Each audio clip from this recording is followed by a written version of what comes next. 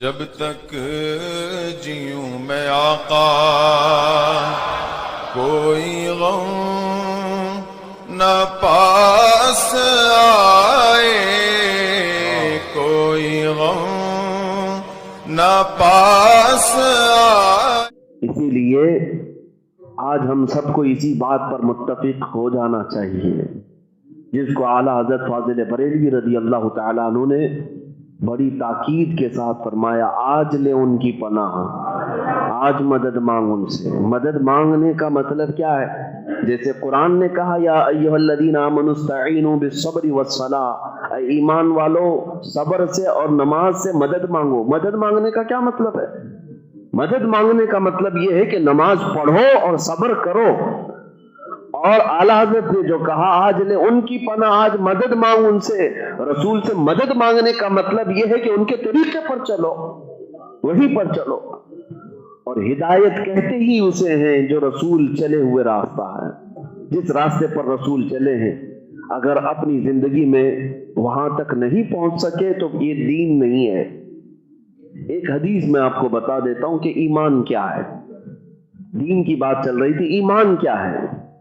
اللہ کے نبی صلی اللہ تعالی علیہ وسلم ارشاد فرماتے لا یؤمن احدکم حتی یکون ہواہ تبعا لما جئت بہ، اس وقت تک تم میں سے کوئی مومن نہیں ہو سکتا جب تک کہ اپنی خواہشات میرے مطابق نہ کرتے ہیں۔ جب تک تم اپنی تمنائیں اور خواہشات میری مرضی کے مطابق نہیں کرتے، اس وقت تک تم مومن نہیں ہوں گے۔ لوگوں نے تو خواہشات کی اتنی لمبی عمارتیں بنا لی ہیں، اپنی تمنائیں دین سے ہٹ کر کے، حضور پاک صلی اللہ تعالی علیہ وسلم کی رضا سے ہٹ کر کے کیا کیا خواہشات نہیں بنائی ہیں۔ اور بسا اوقات انسان خواہشات کا ایسا پجاری بنتا ہے کہ قرآن نے بھی کہا ارأیت من اتخذ الہہ ہواہ، اے رسول کیا آپ نے نہیں دیکھا کچھ لوگ ہیں جنہوں نے خواہشات کو اپنا معبود بنا لیا۔ معبود بنا لیا یعنی اس کی عبادت کرتے۔ اے رسول کیا آپ نے نہیں دیکھا کچھ لوگ خواہشات کو اپنا معبود بنا چکے ہیں، جیسے ان کی طبیعت چاہی ویسے کرنا ہے۔ یہ وہ لوگ ہیں جن کے بارے میں قرآن کہتا ہے خواہشات کے پجاری ہیں، پوجا کر رہے ہیں، عبادت کر رہے ہیں۔ آپ کو طبیعت نے چاہا کہ مجھے گناہ کرنا ہے، تم اپنی طبیعت چن لیے اور خواہش کے پیچھے چل پڑے، تو گویا کہ تم خواہشات کی عبادت کر رہے ہو، اسے معبود بنا لیا۔ اور اللہ نے اپنے رسول سے فرمایا افانت تکون علیہ وکیلا، ایسے لوگوں کی اے رسول کیا آپ سفارش کریں گے؟ جو لوگ اپنی خواہشات کو کبھی نہیں چھوڑتے، اپنی خواہشات کے مطابق پوری لائف جینا چاہتے ہیں، اے نبی پاک کیا آپ ایسے لوگوں کی سفارش کریں گے، ان کی شفاعت کریں گے؟ اب اس سے اندازہ کرو میرے عزیزوں، جو لوگ یہ بار بار کہتے ہیں نا یہ ہماری اپنی لائف ہے، ہماری اپنی زندگی، ہمیں جینے دیا جائے، ہم جیسا چاہیں گے ویسا جئیں گے، نادانوں یہ کفار و مشرکین کی بولی ہے، یہ مومنین کی بولی نہیں ہے۔ تمہاری اپنی زندگی کہاں ہے؟ تمہاری اپنی لائف کہاں ہے؟ تمہاری جو کچھ بھی زندگی ہے، مومن کی زندگی وہی زندگی ہے جو رسول پاک کی رضا کے مطابق گزارے۔ ان کی خواہش اور ان کی تمنا کے خلاف جس نے اپنی زندگی الگ سے بنانے کی کوشش کی وہ مومن نہیں ہے۔ اب وہ نوجوانوں سے، میں ان نوجوانوں سے پوچھتا ہوں جن سے اگر کسی نے نیکی کی بات بھی کر دی نا، کہتے ابھی تو جوانی ہے، تھوڑا سا انجوائے کرنے دیا جائے۔ آج کی رات تو پوری دنیا پر انجوائے کرنے کی رات مانی جاتی ہے، 31st نائٹ۔ کیا نہیں کیا جاتا آج کی رات؟ پوری خواہشات کو نکال کر کے سامنے رکھ دیا جائے، دولت کو پانی کی طرح سڑکوں پر بہایا جائے، اپنی ہر تمنا پوری کر لی جائے، چاہے اس سے اللہ ناراض ہوتا ہو یا رب قدیر کے حبیب ناراض ہوتے ہو، اس سے کچھ فرق نہیں پڑتا لوگوں کو۔ یہ خواہشات کے وہی پجاری ہیں جو ابھی ایمان تک آئے نہیں ہیں۔ لوگوں کو ایسا لگتا ہے کہ جو طبیعت میں آئے وہ کر جانے سے کچھ ہوتا نہیں۔ ارے میاں بہت دور چلے جا رہے ہو۔ بعض لوگوں کو جو راستہ پسند ہے وہ چلتے ہوئے بڑی دور تک جا چکے ہیں۔ میں بارہا یہ کہتا ہوں کہ رہ کے تمہیں روی بترکستان است، جس راستے پر تم چل رہے ہو یہ مدینہ جانے والا نہیں ہے، یہ کہیں اور لے جا رہا ہے تمہیں۔ خواہشات کا قتل کرو، خواہشات کو مار ڈالو، اپنی تمناؤں کے خلاف کرو۔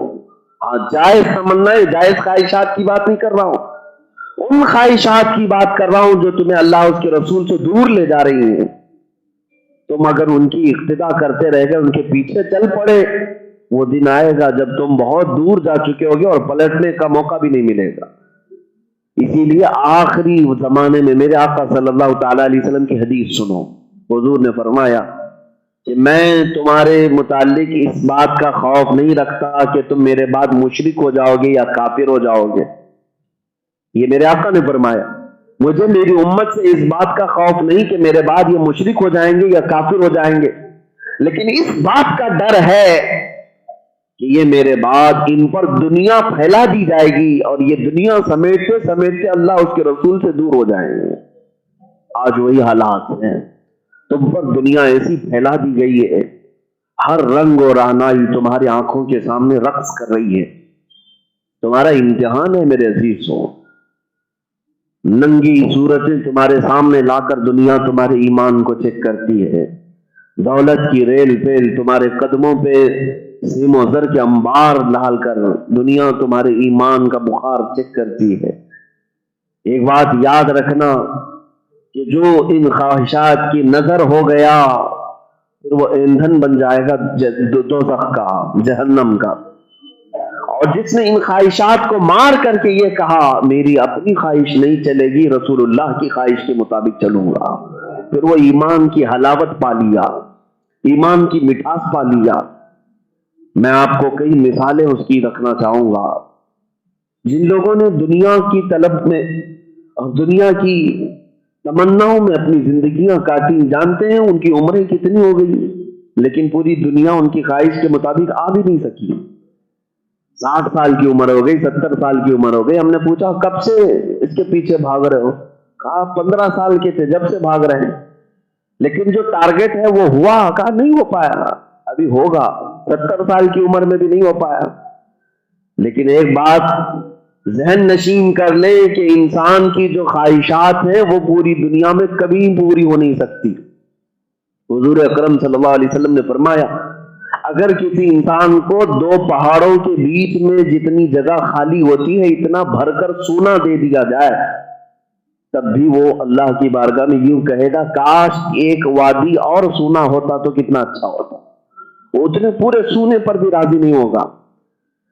دنیا کا طالب کبھی آسودہ نہیں ہوتا، پیٹ بھرا ہوا نہیں ہوتا، ورنہ آج یہ دوڑ بھاگ میں امبانی اور اڈانی بیٹھے ہوئے ہوتے اپنے گھروں میں کہ بہت کما چکے اب بیٹھ کر کے کھائیں گے، لیکن بیٹھا تو کوئی نہیں ہے نا۔ روز نئی نئی چیزیں انہیں خریدنا ہے اور اپنی سلطنت کو، اپنی حکومت کو اور اپنے زوم باطل میں موجود تخت کو اور پھیلانا ہے۔ ہر ایک دنیا دار کی یہی خواہش ہوتی ہے۔ اسی لیے کہا گیا کہ مومن جو ہے وہ نبی پاک صلی اللہ تعالی علیہ وسلم کے قدموں پر اپنی خواہشات قربان کرتا ہے اور اللہ تعالیٰ اسے آسودہ بنا دیتا ہے۔ آسودہ کا مطلب کیا ہے؟ پیٹ بھرا ہوا، مزید کی طلب نہیں رکھتا۔ اس کو کہتے ہیں غنا، یعنی غنا اور چیز ہے، مالداری اور چیز ہے۔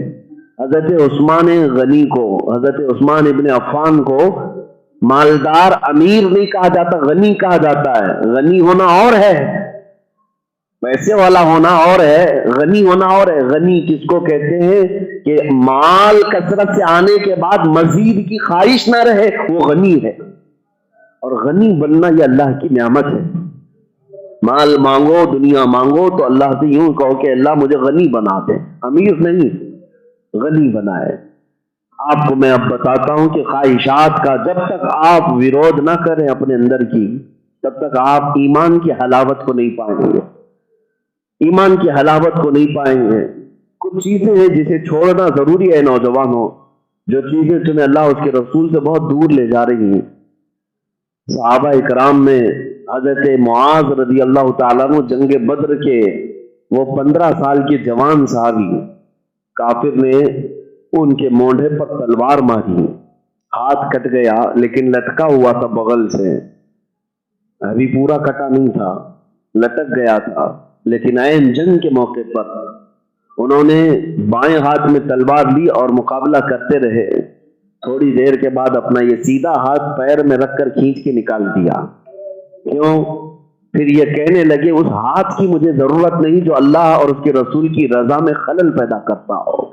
اپنے جسم کے پارٹ کو بھی اگر خلل اندازی کرے تو برداشت نہیں کرتے، اس کو اپنے جسم سے الگ کرتے.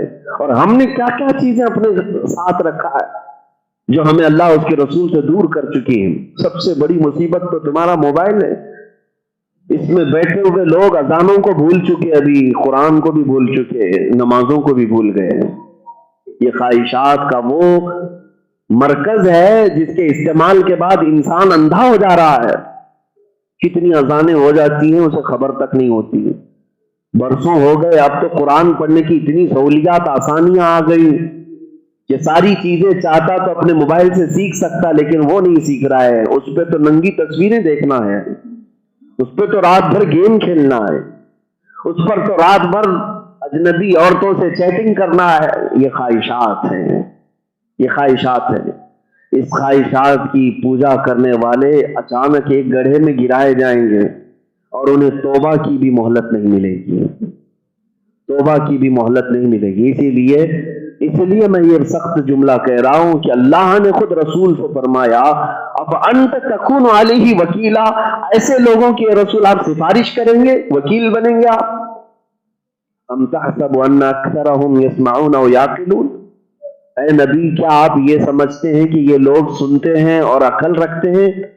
جب خواہشات کے پیچھے دوڑ پڑتا ہے آدمی تو یہ سننے والا اور سمجھنے والا بھی ختم ہو جاتا ہے.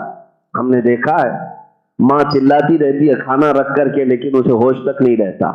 قرآن نے سچ کہا، وہ سنتے بھی نہیں اور سمجھتے بھی نہیں جو خواہشات کے پجاری ہیں. سننے کی بھی صلاحیت جا رہی ہے، سمجھنے کی صلاحیت بھی جا رہی ہے. اور قرآن نے سچ کہا انہم الا کالانعام، یہ لوگ تو صرف جانوروں کی طرح ہیں. اے رسول، جانوروں کی طرح ہیں. جانور کیا کرتا ہے؟ اسے نہ اپنی ماں پتہ ہے نہ اپنی بہن پتہ ہے، اس کے ساتھ وہ جوڑا بھی کھاتا ہے، اس کے ساتھ وہ اپنی جسمانی تسکین حاصل کر لیتا ہے. جانوروں میں کوئی رشتہ داریاں پرتیبندھ ہے، پابندی ہے. تو اگر کوئی خواہشات کا پجاری انسان ہے تو جانوروں کی لائف جینے لگ جاتا ہے، جانوروں کی لائف. اور یہاں تک گرتا ہے اگر خواہشات پر اگر کسی نے کنٹرول نہیں کیا تو یہ نفس امارہ اسے ماں سے زنا تک بھی کرا سکتا ہے. یہ روایات میں آپ کو بتا رہا ہوں، جملے بڑے سخت ہیں لیکن ان لوگوں کے ساتھ یہ سارے معاملات ہو جاتے ہیں. بھیانک سے بھیانک گناہ بھی وہ کر جاتا ہے. اسی لیے اس کی روک تھام روز اول سے ہی شروع ہو جائے. خواہشات چاہتی کچھ اور ہیں، تمنائیں ہیں، لیکن تم اس کے خلاف کرو. حضرت یحییٰ علیہ الصلوۃ والتسلیم آدھی روٹی کھاتے تھے اور صبح تک کھڑے رہتے تھے. رات کو جب مصلی پر کھڑے ہو جاتے عبادت کے لیے صبح ہو جاتی تھی. ایک رات آپ نے پونی روٹی کھا لی، پاؤ روٹی زیادہ کھائی. آدھی رات کو ہی نیند آ گئی، سو گئے آپ بستر پر. وہ نبی تھے، اللہ کے نبیوں کا مقام اور ان کی مقام خصوصیت بھی اور ہوتی ہے. صبح جب بیدار ہوئے تو اللہ تعالیٰ کی طرف سے وحی آئی، پیغام آیا، اے یحییٰ پاؤ روٹی نے تجھ کو مجھ سے دور کر دیا. تھوڑی روٹی زیادہ کیا کھا لیے، نیند آ گئی اور سو گئے. اس کے بعد جب تک حضرت یحییٰ علیہ السلام زندہ رہے ظاہری دنیا میں، آدھی روٹی کو بھی چھوڑ دیا. یہ میرے رب تعالیٰ کے حضور جانے سے مجھے روکتی ہے، میں اس کو ختم کر دیتا ہوں. خواہشات کے خلاف جنگ کرنے والوں کی ایک لمبی فہرست میں آپ کے سامنے رکھ سکتا ہوں. یہ وہ لوگ تھے جو رسول اللہ صلی اللہ تعالیٰ علیہ وسلم کے قدموں پر اپنی ساری خواہشات قربان کر دی. حضرت شاہ مینا رحمت اللہ تعالیٰ علیہ لکھنؤ میں جن کا مزار مبارک ہے، ان کی تاریخ میں میں نے پڑھا تھا.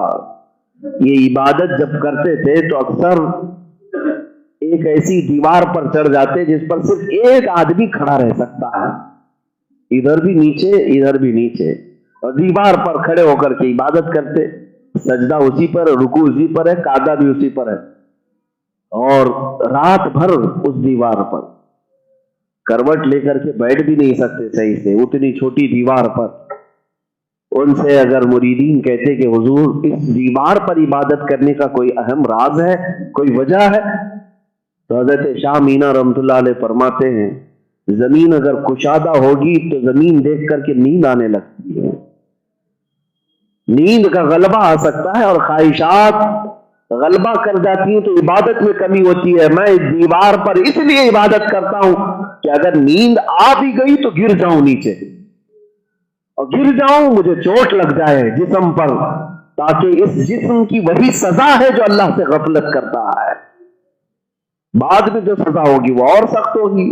اس لیے میں پہلے ہی اس جسم کو سزا دیتا ہوں کہ اگر عبادت میں یہ کوئی غفلت مجھے لاتا ہے یہ جسم, تو اس کو تو سزا ہونی چاہیے, چاہے یہ اونچی دیوار سے ہی کیوں نہ گرے.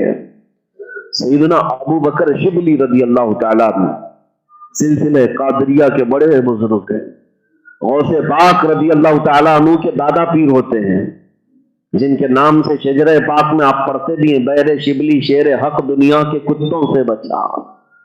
وہ سیدنا ابو بکر شبلی رحمۃ اللہ تعالیٰ علیہ ذکر کی مجلس میں رات کو بیٹھے تھے, غنودگی آ گئی, اونگ آئی. غنودگی کس کو کہتے ہیں؟ جس کو کہتے ہیں جھپکی آ گئی. ذکر کی مجلس تھی, غنودگی آئی, فوراً بیدار ہوئے تو آپ کو لگا اللہ تبارک و تعالیٰ کی بارگاہ میں نے کہیں بے ادبی تو نہیں کی. بادشاہوں کے ہاں اگر کوئی اس طرح کرے تو اسے سزا دے دی جائے گی, لیکن میں بادشاہ اعظم کے سامنے ذکر کی مجلس میں کیسے سو گیا, کیسے مجھ پر یہ نیند کا غلبہ آیا, اونگ کیسے آئی. اتنی بات پر جانتے ہیں حضرت ابو بکر شبلی نے کیا کیا, نمک میں سلائی ڈال کر اپنی آنکھوں میں لگایا, نمک کا سرما لگایا اپنی آنکھوں پر, جس کی وجہ سے ان کی آنکھوں سے خون بہنے لگا. لوگوں نے کہا کہ حضور یہ کیا کیا, آپ نے آنکھوں کو نمک لگا دیا. کہا ان آنکھوں کی یہی سزا ہو سکتی ہے جو رب ذوالجلال کی بارگاہ میں غفلت برتتی ہے. خواہش تو نیند کی وہ قربان کرتے تھے میرے عزیزوں, یہاں گناہوں کی قربان نہیں کر پا رہا ہے ہمارا جوان. جب تک تم اپنے خواہشات کے قربانی نہیں دو گے اس قدم مصطفیٰ تک نہیں پہنچ سکو گے. کچھ چیزیں اپنی لائف سے نکالو, اپنی زندگی سے نکالو. طبیعت یہ چاہتی ہے کہ میں عیاش بن کر کے جیوں, جیسے سارے لوگ جی رہے ہیں ویسے میں جیوں. تمہیں پتا بھی ہے کہ وہ کدھر جانے والا ہے. جس کا صاف سپاٹ چہرہ دیکھ کر کے تم نے حضور کی سنت کو نکال کر گلی نالوں میں پھینک دیا, گٹر میں بہا دیا, صرف اس لیے کہ دنیا کے پاش لوگ, ماڈرن لوگ, ہیرو لوگ سب صاف رکھتے ہیں تو میں بھی اسی طرح رہوں. کاش ان خواہشات کی بجائے اگر میرے نبی کا چہرہ دیکھا ہوتا. حضور پاک صلی اللہ تعالی علیہ وسلم نے کیا کیا تھا اس کا خیال ہی نہیں رہا. تو خواہشات کے پجاری بن کر کے رہو گے تو ایمان کب آئے گا؟ ایمان نہیں آ سکتا. میں آپ کو بتاتا ہوں, طبیعت آرام کرنے کی چاہتی ہے, ہر ایک کو چاہتی ہے. ہر آدمی لائف میں انجوائے بھی کرنا چاہتا ہے اور جینا بھی چاہتا ہے, جبکہ سب کو پتا ہے کہ موت آنی ہے, لیکن موت سے بھاگتا بھی ہے ہر انسان, کیونکہ جینے کی خواہش سب کو ہے. بیماریوں کا علاج کیوں کراتے ہیں؟ جینا ہے نا ابھی. لیکن میرے آقا صلی اللہ تعالی علیہ وسلم کے ان فرزانوں اور پروانوں کو دیکھو. شادی شدہ نوجوانوں کی بارے میں اگر بات کہوں, نئی شادی ہوئی ہے, کچھ لوگ کہتے مولانا آپ کی باتیں بڑی سخت ہو جاتی ہیں, کہاں ہمارے گھروں سے بچے نکل گئے تو کیا ہوگا ہمارے بیوی بچوں کا, ہمارے گھروں کی دیکھ بھال کون کرے گا؟ پورا نوجوان طبقہ آپ کو سن رہا ہے, اور آپ اگر ان کو لے کر چلے گئے پیچھے گھر بار کون دیکھے گا؟ بوڑھی ماں ہے, چھوٹے بچے ہیں, بیوی نئی ابھی آئی ہے. یہ سب جملے تو میں روز سنتا ہوں. میرے عزیزوں, ان سب سے میں یہاں پیغام دینا چاہتا ہوں, تمہاری آنکھیں اب کھلی ہیں. صحابہ کرام کے کیا بیوی بچے نہیں تھے؟ ان کے ماں باپ نہیں تھے؟ ان کی اولاد نہیں تھی؟ سب کچھ تھا, لیکن انہوں نے یہی درس دیا, ظالموں تم جس کو زندگی سمجھ رہے ہو یہ موت ہے. جس طرح دنیا میں جینے کو تم زندگی سمجھ رہے ہو یہ موت ہے. حقیقی زندگی تو مصطفیٰ کے قدموں میں مر جانا ہے. وہاں اپنی زندگی لٹاؤ، پھر حقیقی زندگی پاؤ۔ تیرے دامن کرم میں جسے نیند آ گئی ہے وہ فنا نہ ہوگی، اسے زندگی ملی ہے۔ ایک بات یاد رکھنا، حضرت حنظلہ رضی اللہ تعالیٰ عنہ، یہ مدینے کے اس دولہے کا نام ہے جس کی آج شادی ہوئی ہے۔ رات کو اپنی دلہن لے کر کے آئے ہیں، حجلہ عروسی میں شب زفاف ہے، سہاگ رات ہے۔ آدھی رات گزرنے کے بعد اچانک مدینے کی گلیوں میں آواز آئی، اذهبوا الى الجہاد فی مرضات اللہ تعالی، قال رسول اللہ صلی اللہ علیہ وسلم۔ اللہ کے رسول نے فرمایا، ہے مسلمانوں، مشرکین دشمنوں نے حملہ کیا ہے، اللہ کی رضا کے لیے جہاد میں نکل پڑو۔ رات کے وقت ہی حضرت حنظلہ اپنی بیوی کو چھوڑ کر اٹھ گئے۔ کوئی کر سکتا ہے یہ پہلی رات کا دولہا؟ خواہشات تو ایسی ہوتی ہیں کہ ساری دنیا کچھ بھی کہے، لیکن وہ رات تو ہر انسان یہ سمجھتا ہے کہ میری سب سے قیمتی رات ہے، ساری دنیا سے وہ کٹ کر کے جینا چاہتا ہے۔ میاں ہندوستان میں بھی نہیں، اب آسٹریلیا میں جانا ہے، شادی ہوئی ہے نا، وہ دنیا سے دور جانا چاہتا ہے کہ کوئی ڈسٹرب نہ کرے مجھے۔ لیکن وہ مدینے کا دولہا کیسا تھا جس کے کانوں میں صرف ایک بار حضور کی ندا پہنچی تو اپنی نبیلی دلہن کو چھوڑ کر اٹھا اور کہا، میری شریک حیات اگر تم چاہو تو طلاق لے لو یا پھر اللہ کی مرضی پر قائم رہو، میں جا رہا ہوں، اب اس بستر پر نہیں سو سکتا، اب اس بستر پر نہیں سو سکتا، اس لیے کہ میرے نبی پاک کی بات آئی ہے۔ اس کو کہتے ہیں خواہشات کو قربان کرنا۔ طبیعت تو چاہتی ہے کہ بستر پر سوؤں، یا نماز کے لیے نہیں اٹھتے وہ حنظلہ تلواروں کا مقابلہ کرنے کے لیے بستر چھوڑ کر اٹھے تھے، ہاں میدان جہاد کے لیے جا رہے تھے، لیکن وہ عورت بھی ایسی نہیں تھی کہ پاؤں پکڑ کے رونے لگ جائے، کہاں مجھ سہاگن کو ابھاگن کرنے جا رہے ہو، کہاں ابھی لا کر کے کسی کے حوالے کرنے جا رہے ہو۔ نہیں، وہ خاتون مدینہ تھی، مدینے کی وفادار خواتین میں سے۔ انہوں نے کہا، اے میرے سرتاج، اے میرے شریک حیات، جائیے، اللہ حافظ، آپ کسی ایرے غیرے کے لیے نہیں جا رہے، میرے مصطفیٰ کے نام پر جا رہے ہیں، آپ جائیں، اگر آپ صحیح سلامت لوٹ آئے تو میں غازی کی بیوی کہلاؤں گی، اور اگر نہیں لوٹ پائے تو بھی میں فخر سے شہید کی بیوہ کہلاؤں گی۔ گئے حضرت حنظلہ اور میدان احد میں شہید بھی ہوئے، میدان احد میں شہید بھی ہوئے۔ ان کی بات میں اکثر یاد بھی کرتا ہوں، میرے عزیزوں توجہ چاہتا ہوں، توجہ۔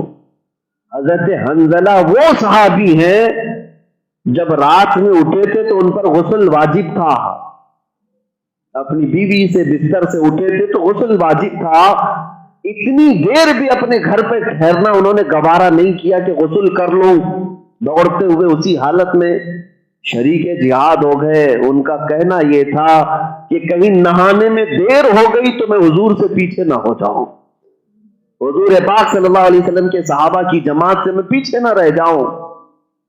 یہ خواہشات کی قربانیاں نہیں ہے تو اور کیا ہے؟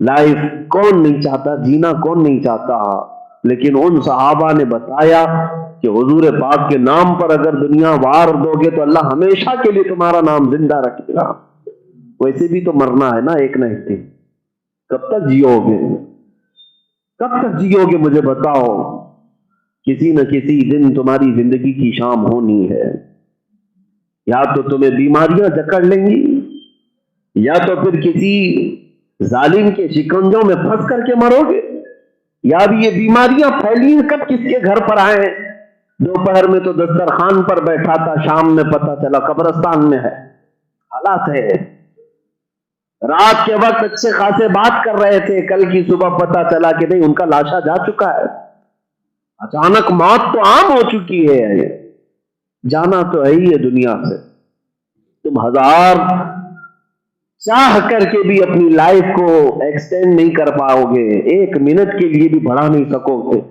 جب یہ یقین ہے تو میرے عزیزوں، ان خواہشات کے پیچھے اپنی لائف برباد کرنے سے تو بہتر ہے کہ نبی پاک کے قدموں میں اپنی جان نچھاور کرتے ہیں، اس لیے کہ ہمیں پتا ہے کل اگر عزت کسی کی ہوگی تو صرف رسول اللہ کی ہوگی، عرش حق ہے مسند رفعت رسول اللہ کی، دیکھنی ہے حشر میں عزت رسول اللہ کی۔ جب ہمیں پتا ہے وہاں چلنے والا ہے ایک ہی لہرانے والا جھنڈا ہوگا، وہ میرے مصطفیٰ کا ہوگا، تو کیوں نہ دنیا میں ہم ان کے پیچھے چلیں، ان کی اقتدا کریں۔ دنیا تمہیں آج جکڑ کر کے تھوڑی تھوڑی دیر کے لیے، یہ گناہوں کی لذت کتنی ہوتی ہے، ایک کھجلی کے برابر ہے۔ گناہ کرنے والے جوان سے میں پوچھتا ہوں، آج پارٹی کے لیے تو نے کتنی تیاریاں کی، پیسے جمع کیے، ادھر ادھر سے حرام ہو کہ حلال ہو سب جمع کیا، دوستوں کو جمع کیا، پارٹی کیا، کتنی دیر کرے گا، کتنی دیر کرے گا؟ رات میں ناچا گایا، شراب پیا، ختم تو ہو گئی، رات تو چلی گئی، لیکن تم نے اپنی زندگی میں اور اپنے ایمان پر جو دھبے لگائے وہ موت تک کہاں جائیں گے؟ ایک چھوٹی سی رات میں تم نے گناہ کر کے اپنے آپ کو سیاہ کر لیا۔ ہوتا یہ ہے کہ کھجانے کے وقت کھجلی اچھی لگتی ہے، لیکن جب ہاتھ چھوڑ دیتے ہیں تو جلن پیدا ہوتی ہے۔ ہاں، یہ گناہوں کی کیفیت کھجلی کی طرح ہے، کھجانے کے وقت صرف اچھا لگے گا۔ گناہوں کی لذت بھی تھوڑی دیر کی ہوتی ہے، لیکن گناہ کر کے جب بندہ نکلتا ہے اس گناہ سے تو یہ موت تک یہ گناہوں کے دھبے پیچھا نہیں چھوڑتے ہیں، پیچھا نہیں چھوڑتے، یہاں تک کہ قیامت کے دن کی بات ہے، جنت میں ایک شخص داخل ہوگا جو دوزخ سے نجات پا کر کے آیا تھا، دوزخ میں ڈالا گیا تھا گناہوں کی وجہ سے، اور وہاں سے نجات پا کر کے آیا، جنت میں آیا، لیکن جنت میں آنے کے بعد بھی اس کی پیشانی پر ایک کالا دھبا تھا، ہر جنتی دیکھ کر اسے پہچان رہا تھا میاں دوزخ سے آئے ہوئے، دھبا وہاں پر بھی نہیں جا رہا تھا۔ اب آپ اندازہ کریں جنت میں پہنچنے کے بعد بھی گناہوں کا ایک دھبا قائم ہی رہ گیا، اور وہ اپنے آپ کی شرمندگی وہاں پر بھی محسوس کر رہا ہوگا، کاش میں اپنی مختصر سی زندگی کو گناہوں کے اڈے پر نہ گزارا ہوتا، شفاعت مصطفیٰ کے بعد جنت تو ملی ہی ہے لیکن کالا دھبا تو نہیں جاتا۔ اس لیے میرے عزیزو، اگر لائف میں اپنی موت سے پہلے ہی پہلے حضور کو منا لیا، اپنے رب سے صلح کر لیا، تو وہ کریم خدا ہے، وہ رحیم خدا ہے، دنیا سے جانے سے پہلے ہمارے عیبوں کو اور گناہوں کو پاک کر دیتا ہے۔ ایک بات خواہشات کی آئی ہے تو میں عرض کر دیتا ہوں، حضور پاک صلی اللہ تعالی علیہ وسلم کی رضا اور ان کی مرضی ہمارے لیے کتنی ضروری ہے، آپ اندازہ کریں۔ ایک صحابی کالے رنگ کے تھے، حضرت عبداللہ، ایک روایت میں ان کو سعید کہا گیا ہے، یہ حضرت عبداللہ کالے تھے، جوان ہو چکے تھے، شادی کی عمر ہو گئی تھی، اور کوئی بیٹی دیتا نہیں تھا، پیسے بھی نہیں تھے، غریب بھی تھے۔ حضور پاک صلی اللہ علیہ وسلم کی بارگاہ میں آ کر کے کہا، یا رسول اللہ صلی اللہ علیہ وسلم، شادی کی خواہش ہے لیکن کوئی مدینے میں بیٹی نہیں دیتا، مالدار بھی نہیں ہوں، رنگ کا بھی کالا ہوں۔ حضور اکرم صلی اللہ تعالی علیہ وسلم، وہ سخی دربار ہے، جب وہاں سے کوئی مانگے تو خالی ہاتھ جائے کیسے؟ آپ نے دیا بھی تو کیا فرمایا، جاؤ عمرو بن وہب، انصاری صحابی تھے، کہا ان کی ایک جوان بیٹی ہے، وہ تیرے نکاح کے قابل ہو چکی، چٹھی دیا اور کہا کہ جانا عمرو بن وہب سے کہنا میں نے تجھے بھیجا ہے، وہ اپنی بیٹی تمہیں دے دے گا۔ میں آپ کو بتاؤں، عمرو بن وہب کی بیٹی جو حضور نے فرمایا کون تھی ہے؟ پورے مدینے کی سب سے خوبصورت لڑکی، اور آیا کون ہے نکاح کے لیے؟ کالے رنگ اور بغیر کسی مال والا، نبی پاک صلی اللہ تعالی علیہ وسلم نے بھیجا۔ لوگ کہتے ہیں نا میل نہیں کھاتا جوڑ نہیں کھاتا، وہ اللہ کے نبی صلی اللہ تعالی علیہ وسلم کی نگاہ نبوت دیکھتی ہے۔ تم تو یہ سمجھتے ہو نا خوبصورتی گورے کو کہتے ہیں، بدصورتی کالے کو کہتے ہیں، ہرگز رنگ سے خوبصورتی بدصورتی کا معیار نہیں، اصل خوبصورتی ایمان کی ہوتی ہے۔ اگر ایمان ہے، عشق مصطفیٰ ہے، تو کالا رنگ بھی اس پر چاند رشک کرتا ہے، اور گورا ہو کر کے بھی بغض رکھتا ہے، عداوت رکھتا ہے۔ ایمان نہیں ہے تو وہ تو خنزیر سے بھی بدتر ہے، اس کی کوئی خوبصورتی نہیں ہے۔ آؤ حضور اکرم صلی اللہ تعالی علیہ وسلم کے اس غلام کی بات کر رہا ہوں جو خوشی خوشی گئے عمرو بن وہب کے پاس۔ وہ صحابی بیٹھے تھے، اپنے گھر جاتے ہی کہا کہ اللہ کے نبی نے مجھے بھیجا ہے، اور آپ کی بیٹی نکاح کے قابل ہے، آپ میرے حوالے کر دیں، نکاح کروا دیں۔ حضرت عامر بن وہب اوپر سے نیچے دیکھنے لگے، کہا کیا کرتے ہو؟ کہا کام فلاں فلاں ہے، آمدنی اتنی سی ہے، کچھ نہیں ہے میرے پاس۔ تو اپنی بیوی سے دیکھا، پوچھا عمر بن وہب نے کیا کریں ان کا؟ ان کی جو بیٹی ہے مدینے کی سب سے حسین و جمیل۔ یہاں توجہ چاہتا ہوں میرے عزیزو، کون باپ ایسا ہے جو اپنا داماد ایسا ویسا نکال لے؟ ہر باپ کی خواہش ہوتی ہے، اور اگر بیٹی تھوڑی سی حسن والی ہو تو یہ تو پھر پتہ نہیں کیا کیا ڈھونڈتا ہے۔ خواہشات تو یہی ہیں کہ سب سے اعلیٰ قسم کا داماد بھی ہو۔ لیکن اب حضرت عمر بن وہب نے دیکھا اور صرف اتنا ہی کہا کہ واپس آپ جاؤ مسجد نبوی، میں خود حضور صلی اللہ علیہ وسلم سے بات کر لوں گا۔ انہوں نے ہاں بھی نہیں کہا، نہ بھی نہیں کہا، لیکن پلٹا دیا کہ آپ جاؤ، میں آگے کی بات کر لوں گا۔ حضرت عبداللہ جو کالے تھے انہوں نے کہا کوئی نئی بات نہیں میرے لیے، یہ کوئی نئی بات نہیں، ہر جگہ سے تو اس طرح سے ریجیکٹ ہوتا ہی ہے۔ وہ چلے آئے حضور پاک صلی اللہ تعالیٰ علیہ وسلم کے پاس، لیکن حضرت عمر بن وہب کی جو بیٹی تھی وہ گھر کے اندر سے سن رہی تھی، وہ باہر آئی ہوئی، پوچھا کہ ابا جان کون آیا تھا؟ کہا فلاں فلاں آئے تھے۔ کہا کیا کرنے کے لیے؟ کہا وہ تیرے نکاح کا پیغام لے کر آئے تھے۔ کہا کس نے بھیجا؟ رسول اللہ نے بھیجا۔ آپ نے کیا جواب دیا؟ کہا میں نے ٹال دیا، تیرے حسن کی بات الگ ہے اور اس کا چہرہ الگ ہے، میں سوچا کہ حضور سے بات کر لوں۔ وہ مدینے کی خاتون صحابیہ تھی، عمر بن وہب کی بیٹی، کہتی ہیں ابا جان آپ کو پتا ہے آپ نے کس کو واپس کیا ہے؟ آپ کو اندازہ ہے آپ نے کتنی خطا کی ہے؟ آپ نے آنے والے کے چہرے کو دیکھا لیکن بھیجنے والے کے چہرے کو نہیں دیکھا۔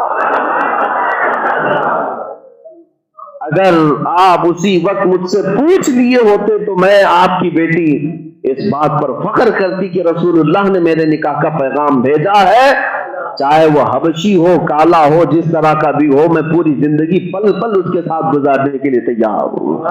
خواہشات کی قربانی سے کہتے ہیں، ہر ایک کی خواہش تو ہوتی ہے کہ میرا، عورتوں کی خواہش ہے کہ میرا شوہر جو ہے شہزادہ ہو، حسین ہو۔ کیا آج سیریل اور فلمیں دیکھ کر کے یہ لڑکیاں اپنے خواب نہیں سجاتی جس کی وجہ سے گھر ٹوٹنے پر آ گئے؟ ہر کوئی اپنے خوابوں میں وہی دیکھنا چاہتی ہیں۔ میرے عزیزوں میں بارہا کہتا ہوں، جو فلموں پر اور جو اسکرین پر دکھایا جاتا ہے یہ حقیقت نہیں، یہ شعبدہ بازی ہے، یہ جادوگری ہے۔ ان کی خود کی لائف میں اتنی ساری چیزیں نہیں ہیں جو تمہیں دکھائی جاتی ہیں، لیکن کیا بتائیں پاگل ہوئے جاتے ہیں لوگ۔ نوجوان بھی اپنی ملکہ سجایا ہوا ہے، خوابوں کی شہزادی سجایا ہوا، کہاں دیکھ کر کے؟ وہی گندی اسکرینوں پر دیکھ کر کے سجایا ہے کہ میری دلہن بھی اسی طرح کی ہو۔ کاش تم نے اپنا کرائٹیریا یہ رکھا ہوتا، میرے گھر میں میری دلہن وہ بن کر کے آئے کہ میں اگر آدھی عبادت کرتا ہوں تو وہ مجھے پوری عبادت کروائے۔ عورتیں یہ تمنا رکھے کہ میں اب تک حضور پاک صلی اللہ تعالی علیہ وسلم سے محبت کرتی تھی، مجھے وہ شوہر ملے جو حضور کے قدموں تک پہنچاتے تھے۔ طلب بھی تو یہ ہو، تمنا یہ ہو۔ اب حضرت عمر بن وہب کے ذہن میں بات آئی کہ میں نے واپس کیا، یہ خطا ہے، رسول اللہ کا پیغام تھا۔ دوڑے دوڑے آئے مدینہ مسجد نبوی، وہ نئے ایمان لائے ہوئے صحابی تھے، انصاری صحابی آئے، دوڑتے ہوئے آئے۔ اس وقت حضرت عبداللہ پہنچ کر کے حضور کو بتا رہے تھے کہ آقا وہاں سے بھی واپس آ گیا۔ حضور پاک صلی اللہ علیہ وسلم کے پاس وہ کھڑے ہو کر کے سنا رہے تھے، اتنے میں یہ صحابی بھی پہنچ گئے۔ کہا یا رسول اللہ مجھے معاف فرمائیں، میں نے صرف یہ سوچا کہ اپنی بیٹی سے پوچھ لوں، لیکن میری بیٹی تو میرے سے بھی کافی آگے تھی۔ اس نے آپ صلی اللہ تعالی علیہ وسلم کے پیغام کو ٹھکرایا نہیں، وہ راضی ہے، اور میں نے تاخیر جو کی اس کی میں معافی چاہتا ہوں، مجھے معاف کر دے۔ اللہ کے نبی صلی اللہ علیہ وسلم نے معاف کر دیا۔ خواہشات کی قربانی معمولی بات نہیں ہوتی، نبی جو چاہے وہ ہونا چاہیے، حضور جو چاہیں وہ ہو، ہم جو چاہیں وہ ہونا ضروری نہیں، اسی کو ایمان کہتے ہیں۔ اب ہوا کیا یہ بھی دیکھیں، निगाह नबुव्वत तो देख रही थी। हुजूर पाक सल्लल्लाहु ताला अलैहि वसल्लम ने हजरत अब्दुल्ला को पैसे दिए, तेरे पास पैसे भी नहीं शादी करने के लिए, जाओ सामान खरीद लाओ, जहेज सामान शादी का, घर बसाना है। ये मेरे आका सल्लल्लाहु ताला अलैहि वसल्लम की खुसूसियात में से एक है। एक बस्ती आज भी है मदीने में, असहाबे सुफ़ा की बस्ती। वो गरीब सहाबा जो घर बार छोड़ करके आए होते, हुजूर अपने माल से उनकी शादी भी करवाते और घर भी बसाते थे। इस सुन्नत पर आज कौन अमल करता?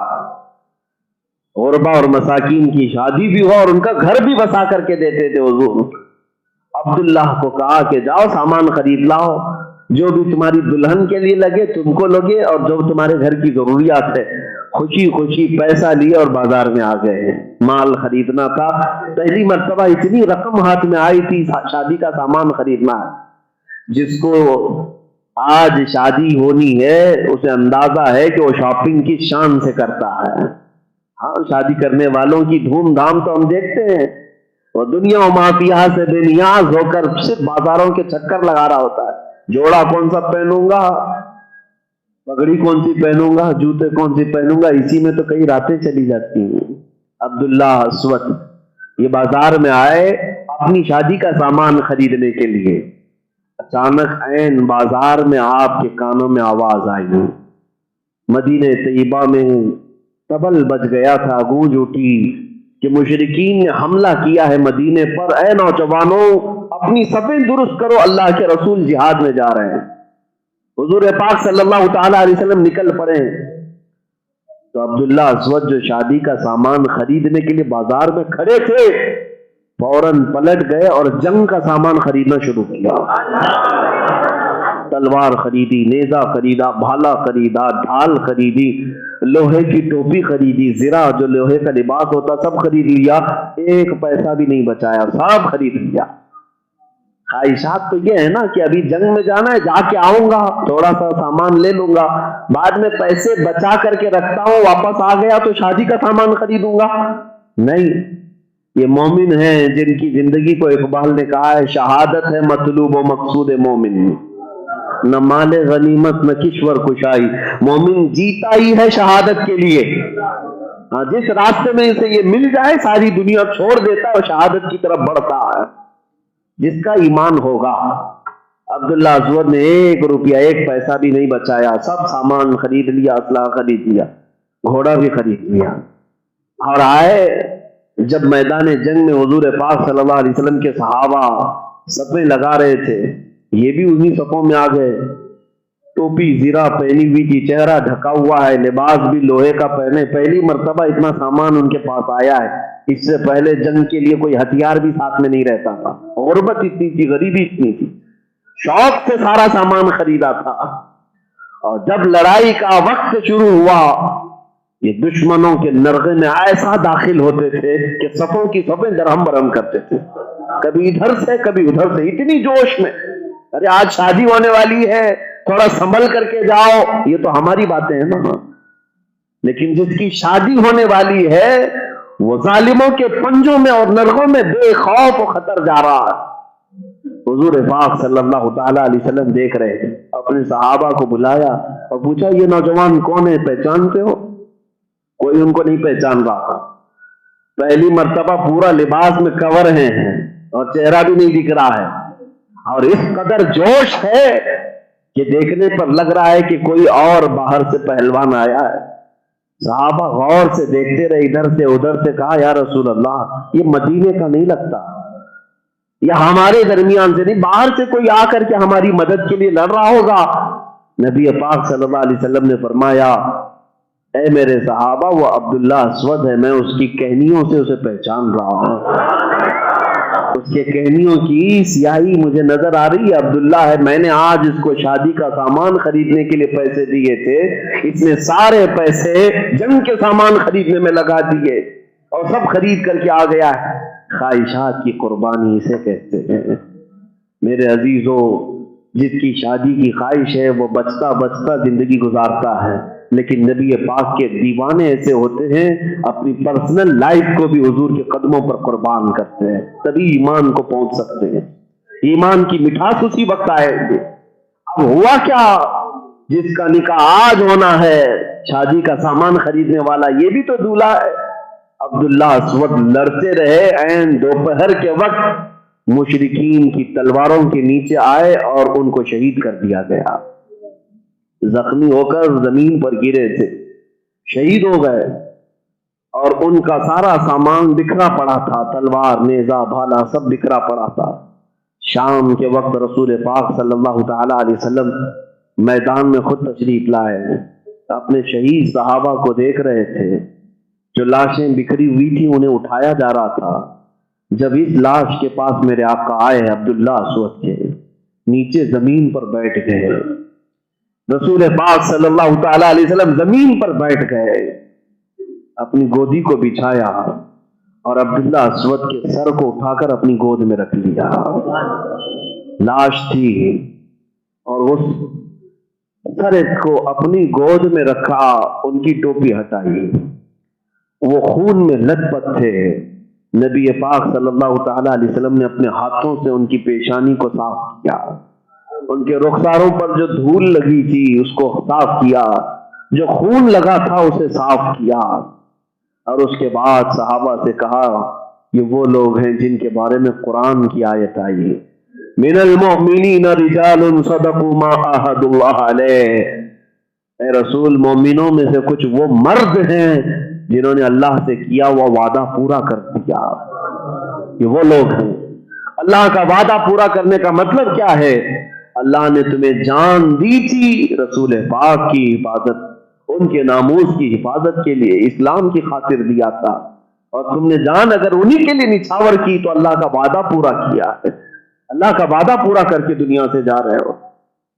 میرے عزیزو، آج تو سمجھنے کی بات ہے کہ بعض وہ لوگ جو یہ سمجھتے ہیں کہ میری لائف اپنی مرضی کے ہونے چاہیے، میں اپنی مرضی کے مطابق جیوں، مجھے کوئی اور عمل دخل نہ کرے، مجھے کوئی روکے ٹوکے نہیں، مجھے جو کرنا ہے وہ کرے۔ یہ تو وہ ظالم کفار کہیں گے جن کا ایمان نہیں ہے، انہیں زنا کرنے میں بھی شرم نہیں آتی، شراب پینے میں بھی شرم نہیں آتی، ان کے ہاں کوئی طور طریقہ تو نہیں، جنگل کی طرح جانوروں کی طرح جینے کو انسانی زندگی سمجھتے۔ تم کہاں ان کے پیچھے پڑ گئے؟ تم کہاں ان کی اقتدا میں لگ گئے؟ وہ تمہارے لیے نہ نمونہ عمل تھے نہ ہوں گے۔ اگر تم نے خواہشات ان کی وجہ سے بنائے ہیں تو آج ہی توبہ کرو اور نکل آؤ اس زندگی سے۔ اعلیٰ حضرت فاضل بریلوی رضی اللہ تعالیٰ عنہ نے ان کو یہ تنبیہ کرتے ہوئے بیان کیا، جو کہتے ہیں نا ہماری زندگی ہے، ہماری اپنی لائف ہے، شارٹ لائف ہے، اس کو انجوائے کرو، جیو۔ انجوائے کرو کا مطلب کیا ہے؟ تمہاری اپنی زندگی ہے، اگر اپنی زندگی ہے تو تم بڑا گھٹا کیوں نہیں لیتے اپنی زندگی کو؟ جب چاہو مرو، جب تک چاہو جیو، ایسا کیوں نہیں کر سکتے؟ پتا چلے گا تمہیں کہ لائف تمہاری اپنی نہیں ہے، یہ کسی کی دی ہوئی ہے اور کسی کے لیے دی ہوئی ہے۔ زندگی یہ نہیں ہے، زندگی یہ نہیں ہے کسی کے لیے، زندگی ہے نبی کی، نبی کے لیے۔ نہ سمجھ مرتے ہیں زندگی کے لیے، ارے جینا مرنا ہے سب کچھ نبی کے لیے۔ اعلیٰ حضرت نے ہمیں یہ پیغام دیا، دہن میں زبان تمہارے لیے، بدن میں ہے جان تمہارے لیے، ہم آئے یہاں تمہارے لیے، اٹھے بھی وہاں۔ ہاں، مجھے اب یہاں پر بات یاد آتی ہے، ہم نے آگ میں کودنے کا اعلان کیا، شاید ہو سکتا ہے یاد ہے، کسی ایک پاکھنڈی خبیث کو ہم نے للکارا اور اس کے کہا تو آگ میں کودیں گے۔ کچھ لوگوں کو اس بات کا اعتراض تھا کہ مفتی صاحب آپ ایسے خودکشی کرنے جائیں گے، خودکشی ہو جائے گی، آگ میں کودنا کیا ہے؟ ارے اپنی جان دے رہے ہیں آپ، آگ میں کودیں گے مر جائیں گے، یہ کیسے اسلام اس کی اجازت دیتا ہے؟ کچھ لوگوں کی طرف سے اعتراض تھا۔ میرے استاد گرامی نے ہمیں سینہ تپا کر کے کہا، بیٹا ان کو جواب دینا کہ آگ میں کودنا ہو یا جان دینا ہو، ہم کسی لیلا اور مجنوں کے قصوں پر جان نہیں دے رہے، کسی دنیاوی محبوب اور دنیاوی عاشق کے طور پر دنیا سے نہیں جا رہے ہیں، بلکہ ہم ان کے لیے جان دینے کی بات کر رہے ہیں۔ جان دی ہوئی اسی کی تھی۔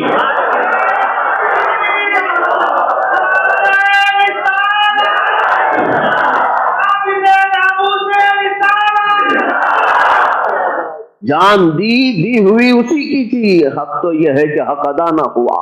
صحابہ حضور کے لیے جان دیتے تھے تو کیا وہ خودکشی کرتے تھے؟ اور خودکشی کی بات تمہارے دماغ میں کہاں سے آئی؟ ہم نے تو سوچا بھی نہیں تھا، اور ہم نے اپنے بزرگوں سے بچپن سے سنا تھا۔ تاجدار اہل سنت حضور مفتی اعظم ہند رضی اللہ تعالیٰ عنہ نے ہمیں یہ سکھایا تھا، یا رسول اللہ یہ ایک جان کیا ہے اگر ہوں کروڑوں، تیرے نام پہ سب کو وارا کروں میں، حبیب خدا کا نظارہ کروں میں، دل و جان ان پر نثارہ کروں میں۔ اور ان کے والد گرامی اعلیٰ حضرت کیا کہتے ہیں؟ کروں تیرے نام پہ جان فدا۔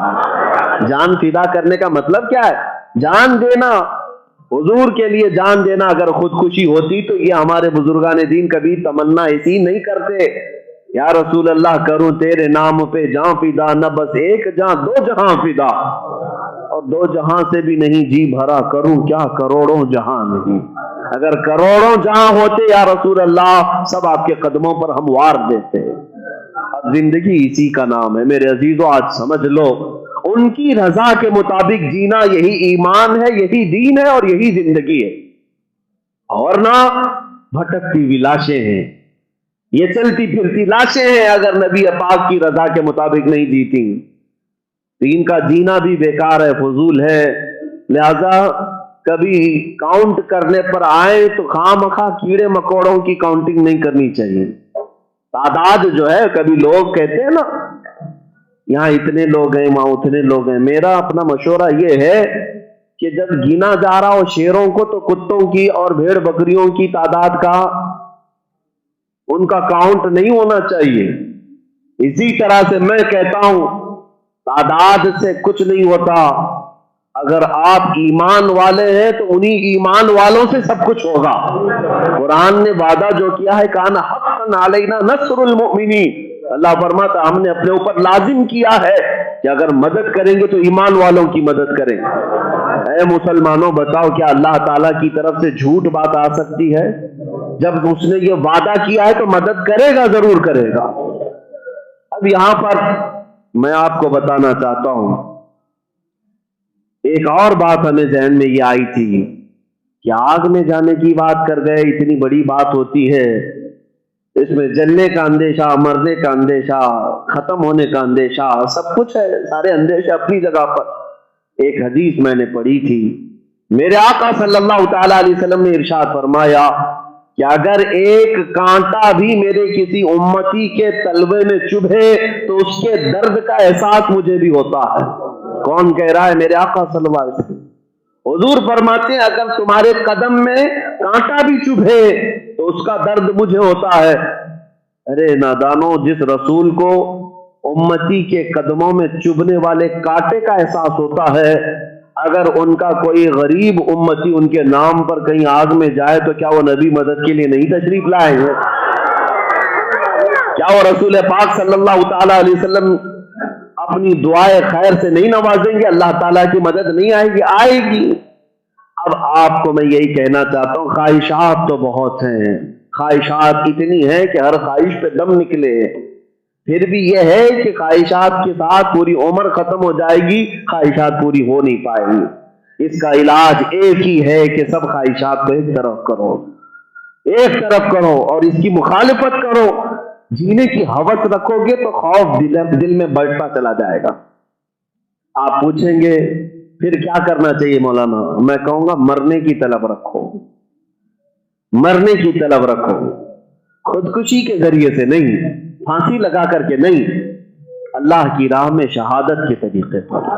کیا یہ تمنا نہیں کرتے آپ؟ مجھے ایک بات یاد آتی ہے، بولتے بہت سارے لوگ ہیں، ریئل لائف میں بہت کم لوگ آتے ہیں۔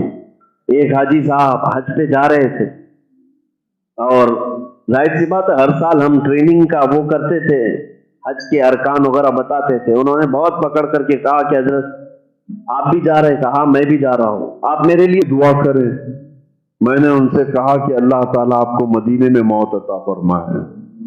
انہوں نے کہا حضرت ابھی نہیں، یہ دعا ابھی مت کیجیے۔ کہا طلب نہیں، آپ کو تمنا نہیں ہے؟ کہا ہے، تمنا ہے، لیکن ابھی کچھ ذمہ داریاں ہیں، پوری کر کے بعد میں۔ یہ خواہشات ہیں جو تمہیں حضور کے قدموں تک جانے نہیں دیتی۔ بخت خفتہ نے مجھے روزے پہ جانے نہ دیا، چشم و دل سینے کلیجے سے لگانے نہ دیا۔ بخت خفتہ کس کو کہتے ہیں؟ یہ سویا ہوا نصیبہ۔ وہ مفتی اعظم ہند کا نہیں تھا، وہ تو ان کی عاجزی وہ انکساری تھی، لیکن ہزاروں کو ہم نے دیکھا ہے بخت خفتہ نے روزے پہ انہیں جانے نہ دیا، یعنی خواہشات کو قربان نہیں سکے۔ اس کا ایک ہی علاج ہے، موتو قبل ان تموتو، مر جاؤ اس سے پہلے کہ موت آئے۔ اور میں اکثر جگہوں پر یہ کہتا ہوں، اب حالات اس قدر تیزی سے تبدیل ہو رہے ہیں میرے عزیزوں، میں اپنی گفتگو اب حالات کے تناظر پہ آپ کے سامنے کرتا ہوں۔ اس قدر تیزی سے حالات بدلتے جا رہے ہیں کہ ہر جگہ کتے ننگے ناچنا شروع کر چکے ہیں۔ ظالموں کے ہاتھ میں تخت و تاج ہے اور ساری چیزیں ان کے پاس اختیارات میں آئی ہیں، تو یہ بھوکے بھیڑیوں کی طرح سے اسلام اور مسلمانوں پر حملہ آور ہو چکے ہیں۔ تو ایسے حالات میں آپ کیا کرو گے؟ کب تک ان سے نظریں چرا کر کے اپنے اندرونی قلعوں میں بیٹھنے کی کوشش کرو گے؟ کب تک بھاگو گے ان سے؟ مصلحت اور حکمت کی باتیں کب تک کرو گے؟ میرے عزیزوں، اس کا ایک ہی علاج ہے، ان ظالموں کی آنکھوں میں آنکھیں ڈال کر کے کہو کہ ڈراؤ اسے جسے جینے کا شوق ہے، ڈراؤ اسے جسے جینے کا شوق ہو۔ ہم مومن ہیں، ہر رات یہ سوچ کر سوتے ہیں کہ کاش ملک الموت آ جائے، ہماری روح قبض کرے اور ہمیں ہمارے مصطفیٰ سے ملاقات کرائے۔ ہمیں اپنے نبی پاک کی زیارت کی تمنا ہے تو جینے کی ہوس نہ رکھو، اور جو جتنی جینے کی ہوس رکھتا ہے وہ اتنا ہی خوف زدہ ہوتا ہے، ڈرتا اتنا ہی ہے۔ کچھ نہیں ہوگا میرے عزیزوں، جب تم کچھ نہیں تھے اللہ نے آج تمہیں سب کچھ بنایا۔ تم اپنے بچوں کو سوچ رہے ہو میرے چھوٹے بچے ان کا کون ہوگا؟ پیدا تم نے نہیں کیا، اللہ نے کیا ہے۔ تم نہیں کھلا رہے، وہ اللہ رزاق ہے، وہ جب چونٹیوں کو ان کے سوراخ میں رزق دے سکتا ہے تو تمہارے بچوں کو کیا وہ آوارہ چھوڑے گا؟ آج تک دنیا میں کوئی یتیم بچہ بھوکا مر نہیں گیا، سب کو اللہ رزق دے رہا ہے۔ تو یہ صرف شیطانی خیال آتا ہے میرے بعد کیا ہوگا؟ کچھ نہیں ہوگا، نہ تم سے دنیا چل رہی ہے نہ تم سے نظام چل رہا ہے۔ تم تو دنیا میں آئے ہو، لیکن اگر کاش مصطفیٰ کریم کے نام پر بے خوف و خطر جیو گے تو انشاءاللہ مولا تعالیٰ قیامت تک تمہاری نسل کی حفاظت کرے گا، قیامت تک تمہاری نسل کی حفاظت فرمائے گا۔ تم صرف اپنے بچوں کی سوچ رہے ہو، میرے بچوں کا کیا ہوگا؟ کچھ نہیں ہوگا۔ جو نام مصطفیٰ پر جاتے ہیں یہ رب ذوالجلال اس گھرانے کی بھی حفاظت فرماتا ہے۔ اعلیٰ حضرت کے گھرانے کو آج تقریباً 7ویں پشت ہوگی، وہاں پر 6 یا 7ویں پشت آ گئی، لیکن اب بھی 6 پشت میں کوئی بچہ پیدا ہو رہا ہو، 7ویں پشت میں پیدا ہو رہا ہو، اگرچہ وہ اپنے وقت کا امام نہیں لیکن ہم غلام اس کے بھی ہاتھ چومتے ہیں۔ کیوں؟ اس کی 7ویں پشت میں اس کا جو جد اعلیٰ تھا اس نے پوری زندگی مصطفیٰ کے نام پہ قربان کیا تھا، نبی پاک کی محبت کوٹ کوٹ کر کے سینوں میں بھرا تھا۔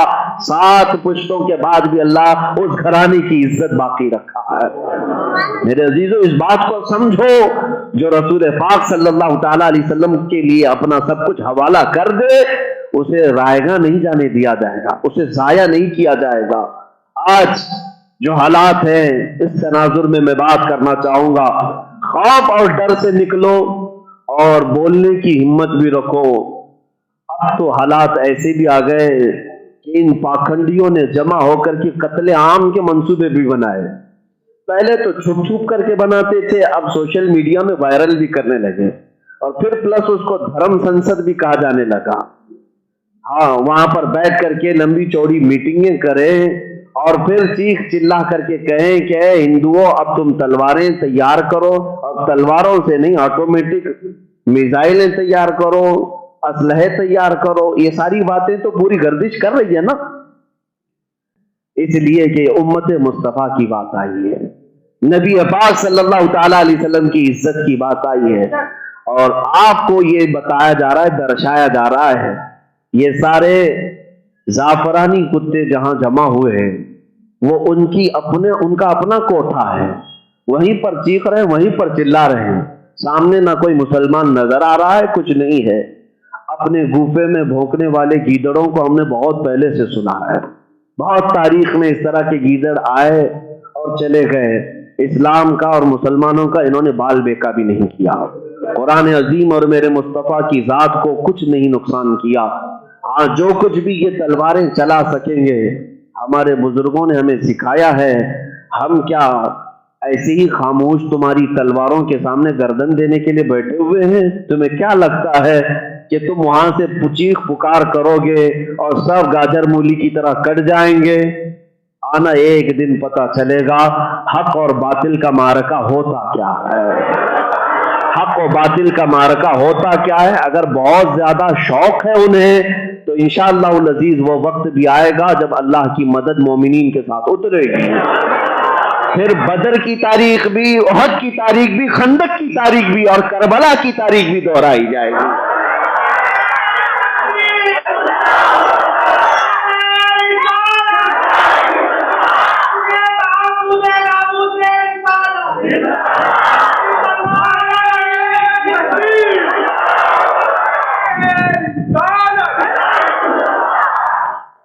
آپ اس بات سے خوف زدہ نہ ہوں، میں سوچ رہا ہوں بعض لوگ ڈپریشن کے بھی شکار ہو گئے کہ کیا کیا جائے ایسی جگہوں پر جب یہ لوگ قتل عام کے منصوبے بنا رہے ہیں۔ میں آپ کو بتاؤں یہ ایک حیرت کی بات، میں حجت الاسلام علامہ حامد رضا خان رحمۃ اللہ علیہ کا ایک خطبہ پڑھ رہا تھا، 1925 میں دیا ہوا خطبہ ہے، 1925 میں، ابھی 2021 آ گیا ہے، 4 سال کے بعد 100 سال ہو جائیں گے، 100 سال پہلے دیا ہوا خطبہ آپ پڑھیں گے اگر تو حیرت ہوگی۔ اس میں انہوں نے فرمایا، وہ فرماتے ہیں کہ اے مومنوں، اے مسلمانوں، اپنے اتحاد کو مضبوط کرو، کہ یہ جگہ جگہ میٹنگیں کر رہے ہیں، قتل عام کے منصوبے بنا رہے ہیں، ہتھیار ایک دوسرے کو لینے دینے کی بات کر رہے ہیں اور موقع کی تاک میں ہے کہ کہیں تم پر حملہ آور ہو جائیں۔ یہ سب کب کہہ رہے ہیں؟ 1925 میں۔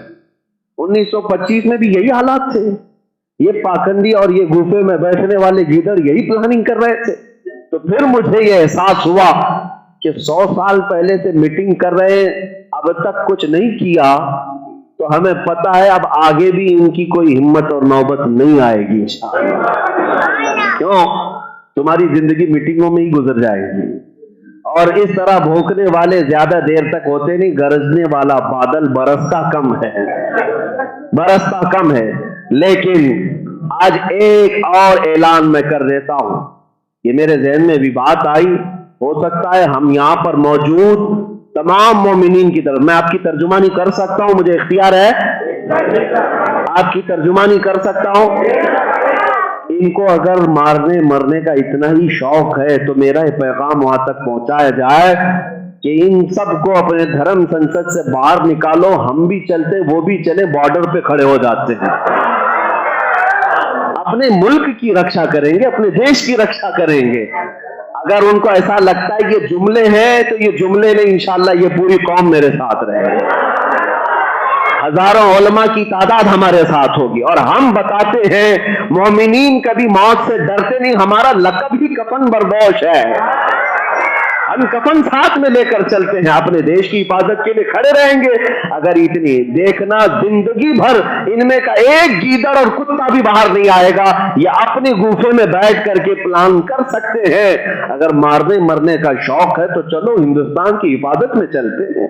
یہ تو کوئی غیر قانونی بات تو نہیں کیا نا، میں نے کوئی غیر قانونی بات تو نہیں کیا۔ میرا اس میسج ان تک پہنچایا جائے، بتایا جائے کہ جس دن تمہارا یہ شوق ہے یہ فقیر بھی آئے گا انشاءاللہ، اور گورنمنٹ ہم کو اس بات کی انومتی دے دے، اچھا ہی ہوگا، پرمیشن دے دے، اجازت دے دے، تاکہ ہم بھی جا کر کے یہ دکھائیں کہ کب تک یہ گھٹ گھٹ کر کے مرنے کی زندگی ہو، ہم بھی وہاں پر کھڑے ہو کر اپنے دیش کی حفاظت کریں گے۔ ان کو اپنے دیش سے، اپنے ملک سے کوئی محبت نہیں، یہ اپنے ملک کو توڑنے والے آتنکوادی ہیں، یا اپنے ملک کی اکھنڈتا کو ختم کرنے کے لیے کیڑے لائے ہوئے ہیں غیروں کی طرف سے۔ اور اگر حکومت یہ سمجھتی ہے کہ ہمارے پالے ہوئے کتے ہیں تو یاد رکھنا یہ کتے تمہاری گردن کل نوچیں گے، کل نوچیں گے، یہ تخت تمہارے اوپر بھی بھاری پڑے گا۔ تم کیا سمجھتے ہو کہ 5 سال کی حکومت پر اتنا جو نشہ آیا ہے یہ ہمیشہ کا رہنے والا ہے؟ ارے میاں قارون، شداد، حامان، فرعون نہیں رہے، تم تو مچھر سے بھی کم حیثیت رکھتے ہو۔ تخت کب پلٹ جائے گا اور کب گردن پہ آ جائے گا تمہیں اس کا اندازہ نہیں ہے۔ لہذا میں امن کی بات کرنے آیا ہوں کہ اگر امن سے جینا ہو تو یہ سارے ماحول کو یہ جو زہریلی فضا قائم کر رہے ہیں انہیں ختم کرو. ایک ڈپارٹمنٹ کے صاحب تھے, انہوں نے مجھ سے کہا تھا مفتی صاحب وہ اگر بولتے ہیں تو ان کو چھوڑیے, وہ پاگل لوگ ہیں, آپ کیوں جواب دیتے ہیں؟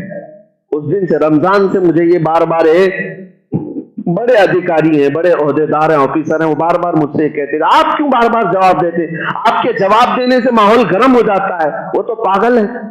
میں نے ان صاحب سے کہا تھا صاحب آپ اچھی بات کر رہے ہیں, پاگل کو پاگل خانے میں ہونا چاہیے. اگر پاگل کتا ہو جائے خاموش اگر آپ چھوڑ دیں گے تو آپ کو بھی کاٹے گا, مجھے بھی کاٹے گا, پھر بعد میں آپ کو 14 انجیکشن بھی لگوانے پڑیں گے. اس سے بہتر ہے کہ اگر آپ کو ہوش ہے, پاگل ہے وہ, تو پاگلوں کو اندر ڈالو. آج بھی ہمارا یہی مطالبہ ہے, جو میرے دین کو, میرے نبی پاک کی ذات کو, قرآن کو اور مسلمانوں کو بار بار ٹارگٹ کر رہے ہیں, انہیں ان کی اوقات دکھائی جائے. حکومت سے ہمارا مطالبہ ہے انہیں ان کی اوقات دکھائی جائے, اور اگر حکومت بھی اس بات سے راضی ہے کہ نہیں یہ جو بول رہے ہیں وہ سب صحیح ہے, تو پھر مسلمانوں کو اپنا فیصلہ لینے کی بھی اجازت دی جائے. ظاہر سی بات ہے مسلمان جو فیصلہ لیں گے وہ اپنے نبی پاک کی مرضی کے مطابق لیں گے, اللہ کی مدد اور رسول پاک کی عنایت کو نظر میں رکھ کر کے فیصلہ لیں گے. عزیزان گرامی وقار, اس طرح کی باتوں سے گھبرانا نہیں اور ڈر کر کے اپنے آپ میں سہم کر کے زندگی نہیں گزارنا ہے.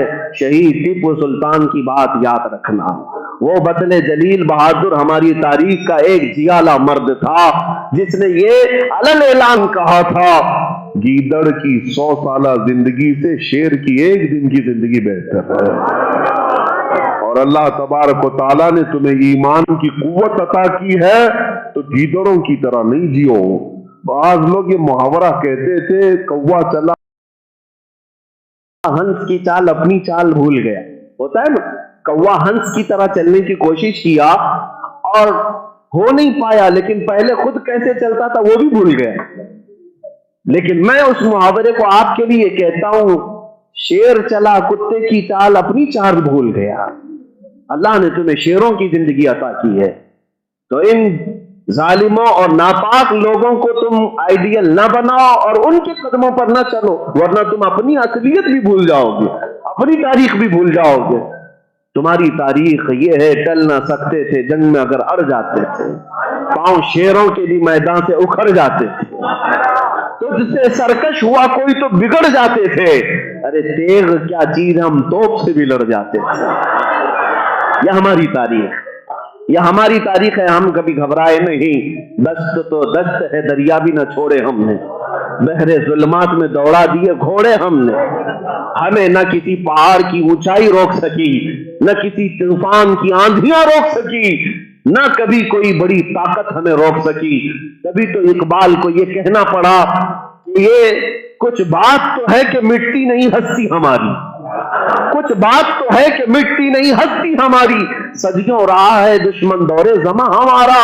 اور ان ظالموں کی آنکھوں میں آنکھیں ڈال کر کے یہ بتاؤ, باطل سے دبنے والے اے آسمان نہیں ہیں ہم, باطل سے ڈرنے والے اے آسمان نہیں ہیں ہم, 100 بار کر چکا ہے تو امتحان ہمارا. اگر تمہارے ہاں یزیدوں کی فوج ہے تو انشاءاللہ حسینی کردار ہمارے پاس ہے. اگر تمہارے پاس ابو جہل ابو لہب ہے تو ہمارے پاس ابو بکر و عمر کے وارثین ہیں. اگر تمہارے پاس شداد قارون حامان اور فرعون جیسی طاقتیں ہیں تو مولا نے ہمیں موسیٰ و عیسیٰ کی وراثت بھی عطا کی ہے علیہم الصلاۃ و تسلیم. زمانہ ہمیشہ سے دیکھا ہے حق و باطل کی معرکہ آرائی ہوئی ہے. فرعون ایک طرف رہا, موسیٰ علیہ السلام ایک طرف, نمرود ایک طرف رہا, ابراہیم علیہ السلام ایک طرف, ابو جہل ابو لہب ایک طرف رہے, محمد مصطفیٰ صلی اللہ علیہ وسلم ایک طرف. لیکن تاریخ کی سچائیاں ان کافروں کے گالوں پر سناٹے دار تھپڑ ماریں گی آج بھی کہ ہمیشہ اگر فتح ہوئی ہے تو محمد کے دیوانوں کی فتح ہوئی, मुस्तफा करीम सल्लल्लाहु अलैहि वसल्लम के गुलामों की हुई है। कल जो तारीख थी वो आज भी होगी और क़यामत तक भी होगी इंशाअल्लाह। हम इस बात के यकीन के साथ जी रहे इंशाअल्लाह।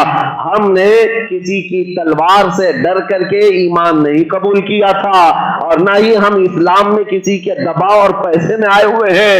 मियाँ पैसे दौलत सब अपनी जगह पर, हम तो अपनी जान सिर्फ हुजूर के नक्शे कदम पर कुर्बान करने के लिए तैयार है। उनका नाम तो बहुत दूर की बात, जहां मेरे मुस्तफा जिस पत्थर पर कदम रखे उस पत्थर पर जान देने के लिए आशिक मौजूद है। हमारी बात कहते हैं, अल्लामा जामी खुद कहते थे, चुसूए मन गुजर आरी मने मिस्कीन नादारी। या रसूल अल्लाह, जब कभी आप मेरी तरफ से गुजरेंगे मुझ जैसा गरीब आदमी, अल्लामा अब्दुल रहमान जामी कहते हैं, मने मिस्कीन नादारी फिदाए नक्शे नालैनत कुलम जा या रसूल अल्लाह, जब आप मेरे सामने से गुजर भी जाएं तो आप जहां जहां कदम रखेंगे उस नक्श पर जामी अपनी जान कुर्बान करेगा।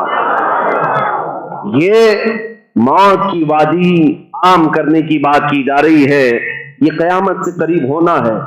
और बार बार मोमिनों को इतना गज़वा हिंद की खबर नहीं, इन पाखंडियों को ज्यादा खबर है। इनको ज्यादा फिक्र है कि गज़वा हिंद की तैयारी कर रहे हैं। कहाँ मियाँ, कहाँ तैयारी कर रहे हैं, कहाँ तैयारी कर रहे हैं? हमारे नौजवान तो सो रहे हैं, वैसे भी सो रहे हैं। सोई हुई कौम से तुम्हें इतना खौफ है तो बेदार होने के बाद क्या होगा? एक बार हम अपनी ऑफिस में बैठे हुए खानका पे, जहां पर सारे लोग मौजूद होते थे, रमजान की बात है, अचानक एक साहब आए, अधिकारी जोर से दरवाजा खोला और वीडियो करते हुए अंदर आए। अधिकारी थे, ऑफिसर थे, और जल्दी जल्दी जाकर हमारी कुर्सी के पीछे अंदर के रूम में सारी चीजें देखने लगे कि इतनी बड़ी बड़ी बातें करते हैं तो हथियार कितने जमा किए हुए हैं। हथियार क्या हुआ, हमारी उस पूरी रूम में उनको ब्लेड और कैंची भी नहीं मिली, कुछ नहीं मिला। पूरी वीडियो करके वापस चले गए। इनको पता क्या है कि हम हथियार कौन सा रखते हैं, इन्हें पता नहीं। इनको यही खबर है कि सिर्फ तलवार, बंदूक, मिसाइल, इसी से जीता जा सकता है। नादानो, हम बताएंगे इश्क़ मुस्तफ़ा से बढ़कर कौन सा हथियार। अल्हम्दुलिल्लाह हमारे सीनों में मेरे मुस्तफ़ा की मोहब्बत है, और ये जिस दिन उतर जाए मैदान में, जिस दिन उतर जाए, अल्लाह ताला जमाने के रुख को तब्दील फरमा देता है, समंदर की मौजों को अल्लाह बदल देता है। ताकत रखते हैं मगर वो नहीं जिसको तुम समझते हो, और उसकी अभी हाजत भी नहीं है। ये तलाश बिसियार के बाद भी कुछ नहीं पाए। ये दुगली पॉलिसी हमारी हुकूमत की है। सरेआम वो हथियार उठाकर वीडियो बनाएं, वायरल करें। एक पंडित बेच रहा है, कहा कि सारे लोग हथियार रखें और तलवार अपने घरों पर रखें, उस पर कोई एक्शन नहीं लिया जाता। लेकिन किसी मुसलमान के घर में एक तेज चाकू भी मिल जाए तो वो आतंकवादी है, वो तो दाऊद भाई का भाई है। हाँ, अगर उसके घर में चाकू भी मिल गई तो ये तो आज हालात है ऐसे। क्या मिला भाई इनके घर में? चाकू मिली है, तेज चाकू मिली। मैं तो इससे भी अलग बात करता हूँ। मोमिनो, अल्लाह ने ये तुम्हारा रौब ऐसा रखा है कि मस्जिद में जितने बैठे हैं ना, ये सब खड़े होकर के कहीं मिसवाक करने लगे ना सारे लोग, तब भी ये समझने लगे कि ये दांत तेज कर रहे हैं, कि अब शायद चाकू छुरी तो काम नहीं आती, अब दांतों से चबाएंगे। तो नेगेटिविटी तो है ही है। तुम्हारे सीनों में इतना खौफ है, 8 साल का बच्चा अगर किसी जगह आ जाए पानी पीने के लिए, इनको एटम बम लगने लगता है। देखा होगा आपने न्यूज में बार बार, वो गुस्ताख रसूल कह रहा है कि एक 8 साल का मुसलमान आ गया था, आतंकवादी आया था, आतंकवादी आया था। तुम्हें 8 साल के बच्चे से भी डर लग रहा है? यही ईमान की कुव्वत है, ये ईमान की कुव्वत है। अल्लाह तबारक व तआला ने तुम्हारे चैन, सुकून और सारे इत्मीनान को खत्म फरमा दिया। सब तुम्हारा चैन, सुकून गारत हो चुका है, और अपने 4 लोगों में बैठकर वीडियो बनाकर वायरल कर सकते हैं, इससे ज्यादा कुछ नहीं। लेकिन अल्हम्दुलिल्लाह करोड़ों लाखों लोगों के दरमियान हम तन्हा चलते, हमें किसी बात का खौफ भी नहीं होता, किसी बात का खौफ नहीं होता। मौत आए तो आएगी, इसी नाम पर आएगी कि उनका दीवाना उन्हीं के नाम पर गया, और क्या होगा, इससे ज्यादा क्या होगा। اسی لیے میرے عزیزوں آج کی رات ہم یہ طے کر کے اٹھیں گے کہ آپ جئیں گے تو مصطفیٰ کریم صلی اللہ علیہ وسلم کی رضا کے مطابق جئیں، اپنی بقیہ زندگی جو موجود ہے اپنی نس نس اپنی سانسیں حضور کے قدموں پر قربان کریں گے انشاءاللہ۔ اب تک ہم جس لائف کو پسند کرتے تھے اس میں سے بدلاؤ لائیں گے، اور جس دن تم تبدیل ہو گئے تو انشاءاللہ العزیز دیکھنا کہ دنیا پھر یہ ساری چیزیں 100 سال کے لیے واپس ہو جائیں گی۔ جس دن انہیں احساس ہو جائے کہ محمد عربی صلی اللہ علیہ وسلم کے دیوانے بیدار ہونے لگے تو پھر یہ سارا جو کچھ بھی چل رہا ہے نا یہ پھر پوسٹ پون ہو جائے گا، 100 سال کے لیے ڈیلے ہو جائے گا کہ اگلے پھر بعد میں دیکھا جائے گا، کیونکہ ابھی بیداری آ گئی ہے۔ میرا کام صرف اتنا ہی ہے، ہو سکے تو آج جاگ لو، بیدار ہو جاؤ، کل تمہاری نسلیں تمہارے اوپر فخر کریں گی، کل تمہارے بچے اور تمہاری اولاد تمہاری جوانی پر فخر کریں گے کہ اللہ نے ہمیں ایسے باپ اور دادے دیے تھے کہ جو اپنی طاقت و قوت کو عیاشی میں نہیں، میرے مصطفیٰ کریم صلی اللہ علیہ وسلم کی عزت کی حفاظت کے لیے اور دین اسلام کی شان و شوکت کے لیے قربان کیا ہے۔ الحمدللہ آج ہم اپنے بزرگوں پر جس طرح فخر کرتے ہیں کل تمہاری اولاد فخر کرے گی۔ شرط صرف اتنی ہے، اپنی لائف کو بدلو، اپنی زندگی کو بدلو، انشاءاللہ العزیز مولا کی مدد آئے گی، رسول پاک صلی اللہ تعالی علیہ وسلم کی کرم نوازی ہو ہی جائے گی۔ ایک نہ ایک دن وہ میرے آقا تشریف لائیں گے۔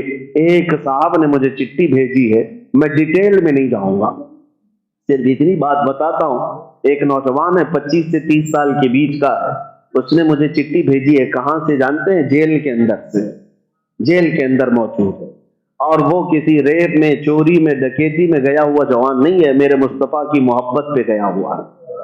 تفصیلات اپنی جگہ پر بہت ساری تفصیلات ہیں، لیکن نام مصطفیٰ پر گیا، اتنی بات پکی ہے۔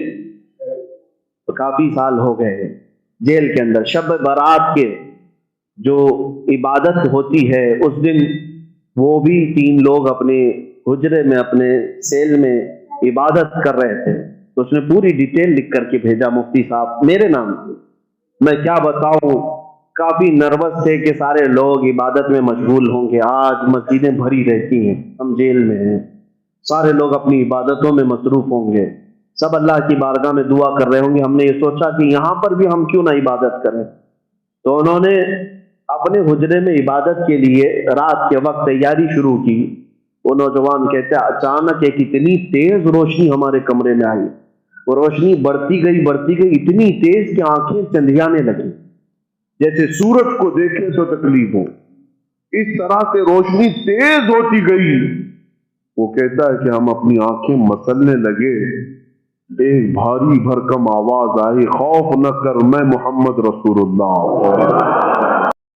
سے سرکش ہوا کوئی تو بگڑ جاتے تھے، ارے تیغ کیا چیز ہے، ہم توپ سے بھی لڑ جاتے تھے۔ عزیزان گرامی، آپ مضبوطی پیدا کرو نام مصطفیٰ کے ساتھ۔ اعلیٰ حضرت کی ایک بات بڑی پیاری لگی، آپ بڑے پریشان تھے، اور یہ بات میں آپ کو بتا کر چلوں، جو اس حق راستے پر آئے گا اسے سمجھ کر کے چلنا پڑے گا، کانٹوں کے راستے ہیں، ایسا نہیں کہ ہر جگہ پھول سجائے جائیں گے۔ لوگ یہ سمجھتے ہیں ناموس رسالت کی بات کریں اور پھر حلوے پراٹھے کھاتے رہیں اور ہم نذرانے لیتے رہیں لوگوں کے ہاں جا کر کے۔ لوگوں کو ایسا لگتا ہے، آج میں اس بات کی وضاحت کرتا ہوں، واللہ باللہ تاللہ کبھی مجھ فقیر کی کبھی یہ خواہش نہیں ہوتی کہ لوگ میرے نام کا نعرہ لگائیں، کبھی نہیں۔ جو نعرہ لگے وہ میرے مصطفیٰ کے نام کا ہو۔ ہماری اپنی کوئی عزت نہیں ہے، ہمارا استقبال کرنا کہیں پر کسی کے لیے واجب نہیں۔ آپ کی محبت سر آنکھوں پر، لیکن میں اس کا عاشق نہیں اور نہ ہی اس کا خواہش مند، نہ ہی بلند و بالا استقبال کے ساتھ بڑی گاڑیوں میں آنا، یہ تام جھام کبھی مجھے اس چیز کی خواہش نہیں رہی۔ اور اگر ایسی خواہش ہوتی تو اس گلی میں آ کر کے آپ سے بیان نہیں کر رہا ہوتا۔ ہم نے لاکھوں کا مجمع بھی دیکھا ہے، لیکن ایک بات ہے، اس راستے پر چلنے والے کو یہ سوچ کر کے چلنا ہوگا کہ آزمائش ہوگی اور امتحان ہوگا۔ کئی مرتبہ دولت سے خریدے جانے کی کوشش کی جائے گی، مال و منصب دے کر کے، یا کبھی حسن و شباب دے کر کے، یا کبھی موت کی دھمکی دے کر کے۔ یہ ساری چیزیں ہم نے دیکھی ہیں اپنی زندگی میں، بہت چھوٹی زندگی میں۔ موت کی دھمکی بھی دی گئی ہے، اور مجھ سے ایک آ گیا تھا کہ اگر چھوٹ گئے تو یہ سمجھ لینا کہ دوسرا اوتار ملا ہے آپ کو۔ ہم تو خیر اوتار دینے والے تم نہیں ہو، رزاق حقیقی اللہ رب العزت، جب تک وہ نہ چاہے تمہاری ساری کائنات مل کر کے میرا بال بیکا نہیں کر سکے گی، اور اگر اللہ تبارک و تعالیٰ چاہے تو مچھر اور چونٹی سے بھی موت ہو سکتی ہے، اللہ نہ چاہے تو مودی یوگی سے بھی کچھ نہیں ہوتا۔ اللہ اگر نہ چاہے، اللہ اگر نہ چاہے فرعون اور نمرود سے بھی کچھ نہیں ہوتا، اور اگر اللہ چاہ لے تو مچھر سے نمرود بھی مر سکتا ہے، اور پانی سے فرعون بھی ہلاک ہو سکتا ہے۔ ہمارا عقیدہ یہ ہے، ہمیں اس بات کا ڈر نہیں ہے، ہماری زندگی جب تک لکھی ہوئی ہے وہ رہے گی، اور موت آنی ہے تو آنی ہے، لیکن اتنا یاد رکھو میرے عزیزو، کیا ہی خوب ہے بستر پر پاؤں رگڑ رگڑ کر کے مرنے سے بہتر ہے کہ نام مصطفیٰ بلند کر کے دنیا سے جائے۔ دلوں کے ساتھ جانے سے بہتر ہے عاشقوں کی جماعت میں جائے۔ اور آزمائش تو ہوگی، امتحان تو ہوگا۔ صحابہ کے ساتھ کیا نہیں ہوا؟ ان کے مال، ان کی اولاد، ان کے گھر بار سب لوٹ لیے گئے تھے مکہ میں۔ آزمائش ایسی تھی کہ وہ پورا دن ایک کھجور کی گھٹلی پر گزارا کرتے تھے، اور جنگیں ایسی ان پر مسلط کر دی گئی تھی کہ ان کو امن نام کی کوئی چیز ہی نہیں ملتی تھی۔ ہر گھڑی ایک جنگ سے نکلے دوسری جنگ، دوسری سے تیسری۔ حضور پاک کی وفاداری کے ساتھ امتحان تو ہوگا۔ آج میلاد مصطفیٰ ہے، نبی کریم صلی اللہ تعالیٰ علیہ وسلم کے 1500 سالہ جشن عید میلاد کی ہم تیاریوں میں اپنے ایمان کو مضبوط کرو، اپنے عقیدے کو مضبوط کرو، عشق رسول اتنا بڑھا لو۔ میں کبھی کوئی تلوار بندوق بارود کی بات نہیں کرتا، نہ ہی میں کبھی کوئی خفیہ میٹنگ کرتا ہوں، نہ ہی میں کبھی کوئی تنظیم کی بات کرتا ہوں کہ تم اس طرح کی تنظیمیں بناؤ، خفیہ میٹنگیں کرو، لڑنے بھیڑنے کے منصوبے بناؤ۔ نہیں، جو ہماری بات ریکارڈ کر رہے وہ بھی سن لے۔ میں نے کبھی نوجوانوں کو لڑنے بھیڑنے کے لیے تیاریاں کرنے کی کبھی بات نہیں کی۔ ارے میاں، میں تو بلیڈ اور چاقو کی بھی بات نہیں کرتا، پلاسٹک کی بھی نہیں بات کرتا۔ میں صرف یہ چاہتا ہوں سر سے لے کر پیر تک عشق مصطفیٰ میں ایسے ڈھل جاؤ جس گلی سے گزرو مدینے کی خوشبو آنے لگے۔ تمہارا چلنا پھرنا کئی کیڑوں کی موت کا سبب بن جائے گا۔ آپ کو کسی حملے کی ضرورت نہیں، آپ کو کسی پر اٹیک کرنے کی ضرورت نہیں۔ اپنے دل کے اندر عشق مصطفیٰ ایسا بٹھاؤ، ایسا بٹھاؤ۔ ہم نے دیکھا ہے میرے عزیزوں، ہم نے تنہائی میں بیٹھ کے بھی دن گزارے ہیں، اور کئی ایسوں کے بیچ میں بھی بیٹھ کے دن گزارے ہیں۔ ہماری اپنی تعریف کے لیے نہیں کہہ رہا، جہاں ایسے کرمنل لوگوں کے بیچ بیٹھتے تھے جو 20 سال سے کرائم میں مبتلا ہیں، چھوٹے موٹے نہیں، مرڈر بھی، ریپ بھی، ڈرگس بھی، سب ان کے بیچ بیٹھ کر کے دیکھا ہے۔ جب حضور پاک کی بات کی جاتی ہے تو ان کی آنکھوں میں بھی آنسو آتے ہوئے دیکھا ہے، اور توبہ کرتے ہوئے بھی دیکھا ہے، رمضان میں تراویح پڑھتے ہوئے بھی دیکھا ہے۔ میں نے یہ محسوس کیا ہے دنیا کا ایک ہی علاج ہے، اس امت کا ایک ہی علاج ہے، وہ میری بات کا آخری حصہ ہے۔ اس دنیا کا ایک ہی علاج ہے کہ محمد سے وفاتوں نے تو ہم تیرے ہیں، یہ جہاں چیز ہے کیا، لوح و قلم تیرے ہیں، لبیک یا رسول اللہ۔